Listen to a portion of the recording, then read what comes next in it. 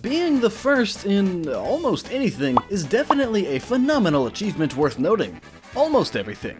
So basically everything except for being the first to comment on something. No, Freddy Fazboy 69, you were not first. But more to the point, video gaming as a whole is huge. Huge? Huge! There are so many different genres, mechanics, and ideas that go into each individual game. And I'm sure you all know that there's a ton of games out there. Like, a lot.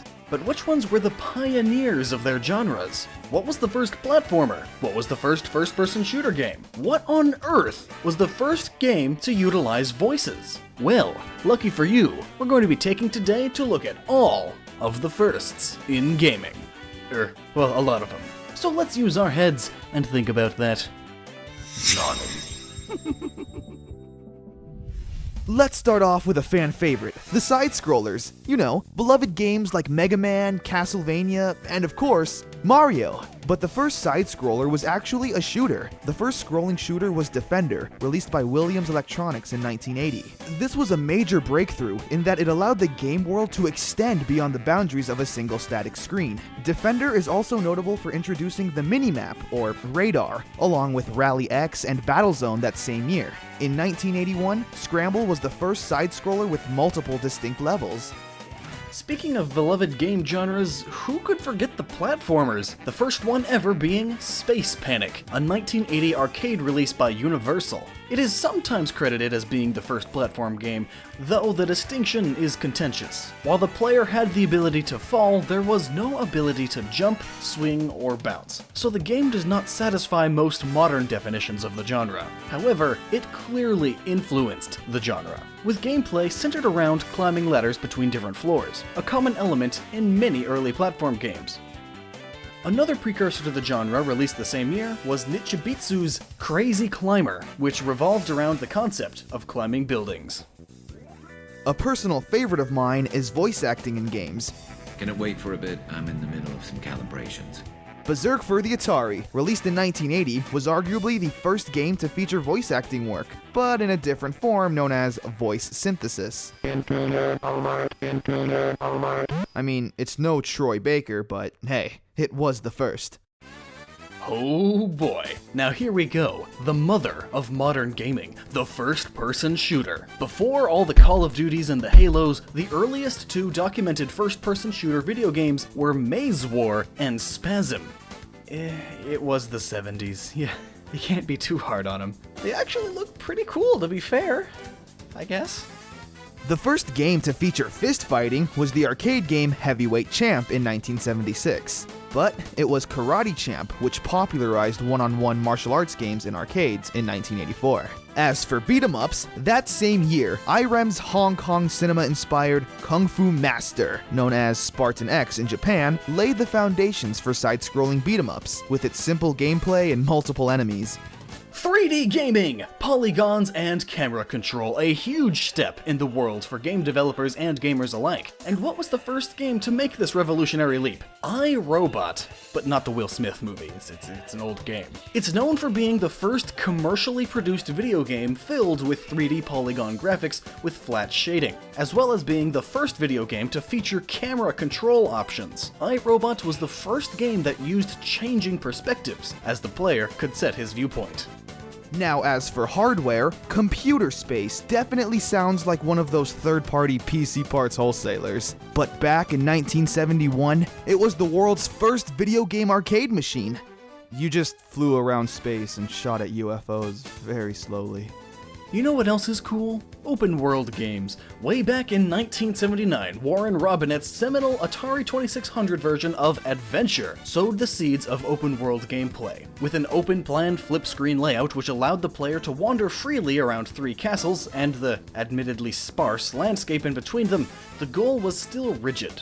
Find the Golden Chalice. But this game was certainly not a linear experience. Also notably is the role-playing game Ultima, released in 1981. It used an overworld concept and thus has been cited as an early open-world computer game. Many assume the Game Boy is the first handheld console, but you could go even further back to the Game & Watch systems, and you would still not be right. Mattel beat Nintendo to the punch and released their own form of Game & Watch systems, like Auto Race and Football in 1976. They were about the size of a calculator and would use little LED lights instead of LCD panels like calculators. But what about the first handheld with interchangeable games? That's the Game Boy, right? Well, no actually. That would be the Microvision by Milton Bradley. It only had a few games and a 16 by 16 pixel screen that was prone to rotting, and its cartridges would often become permanently damaged by even the smallest of static charges.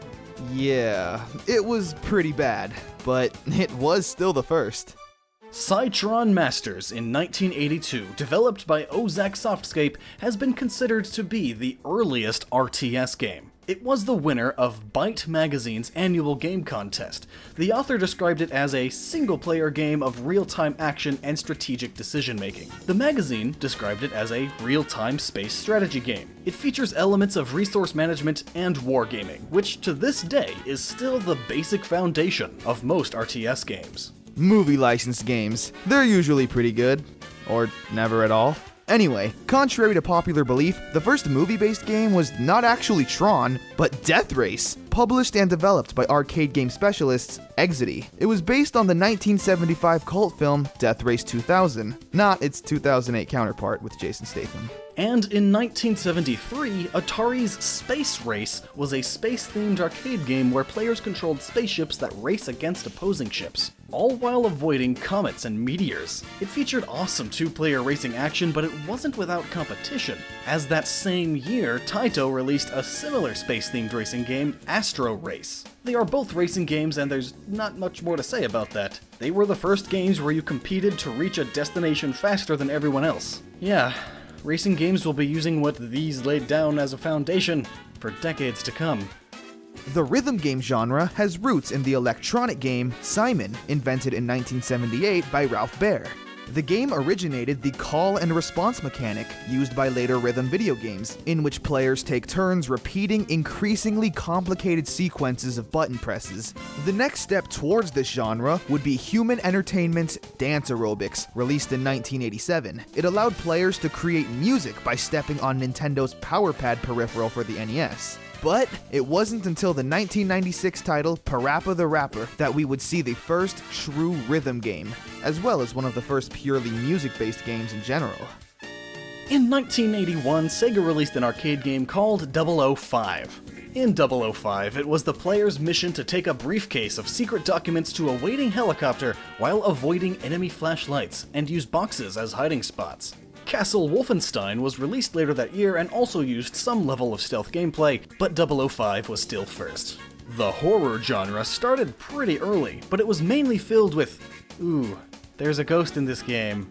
It's spooky. So it wasn't until Atari's Haunted House that a game was created with fright and horror in mind from the ground up. As you walked through a haunted house by matchlight, wind would put it out, leaving you again in the dark. An invitation for death. Yuji Horii, known mainly for his work on Dragon Quest, also developed the first visual novel, The Portopia Serial Murder Case, in 1983. It was also the first Japanese adventure game to feature color graphics. The Magnavox Odyssey was the very first video game console, released in 1972, though some have claimed it doesn't quite count, as it doesn't include a graphics card, or even a traditional processor for that matter. But it was indeed the first box you would plug into your home TV and play games with.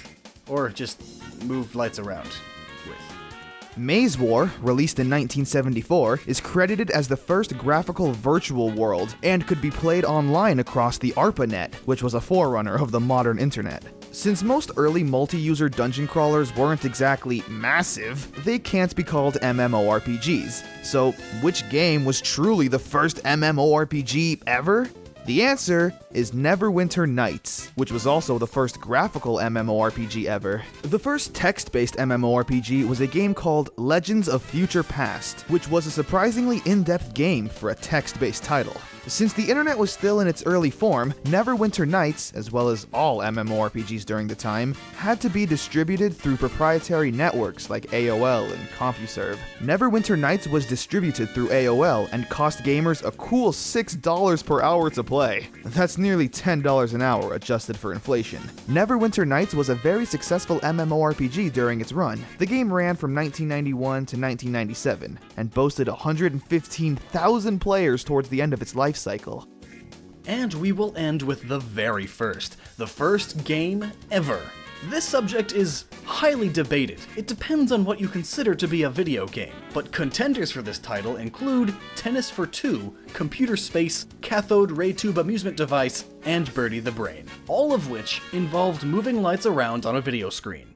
As always, we hope you enjoyed the video, and maybe hopefully learned a thing or two. If you're still hungry for some information, then check out these videos. One of them is mine, on analyzing Kirby's copy ability. Until next time everyone, bye-bye.